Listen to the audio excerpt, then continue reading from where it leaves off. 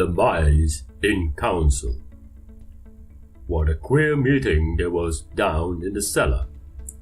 There were big mice, little mice, old mice, young mice, grey mice and brown mice, all very sober and thoughtful.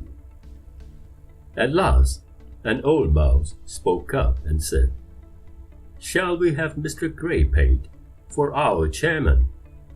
All those who wish Mr. Greypate to be chairman will please hold up their right hands." Every mouse raised a tiny paw. Mr. Greypate walked out to the front and took charge of the meeting. It was well that they chose him, for he was the wisest mouse in the whole country. Gazing over the crowd, he said, "Will Mr. Longtail tell us why we have met here? Mr. Longtail, come out in front where we can hear you." Mr. Longtail walked slowly to the front. Then he stood upon his hind legs and said, "My friends, I think you all know why we are here.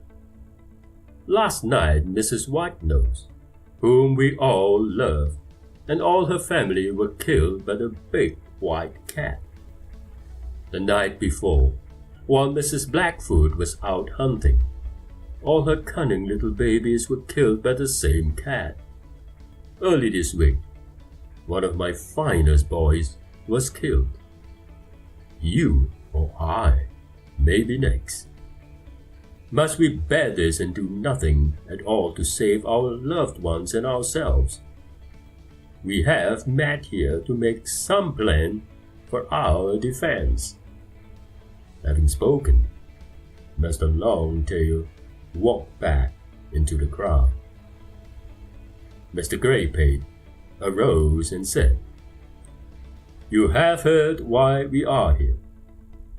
Anyone who has a good plan for ridding us of the cat will please tell of it. The meeting is open to all." "Let us all run at him suddenly when he is not looking for us, and each give him a bite. That would surely kill him," said one brave mouse. "But how many of us would you think he would kill?" said another mouse. "I will not risk my life nor that of my family." "Nor I, nor I, nor I," said many other mice. "Let us steal his food and starve him to death," suggested another. "That will only make him hungrier for mice," they replied. "That will never do." "I wish we might drown him," said another. "But I don't know how we could get him into the water." At last, a little grey mouse with a squeaky voice went up to the front and spoke. "I have a plan that will surely work. If we could know when the cat is coming, we could get out of his way. He steals in upon us so quietly that we could not escape. Let us find a little bell and a string. Let us put the bell on the string and tie the string around the cat's neck. As soon as we hear the bell, we can run and get out of the cat's way." "A very good plan," said Mr. Longtail. "We will ask our leader to say which mouse shall put the bell on the cat's neck."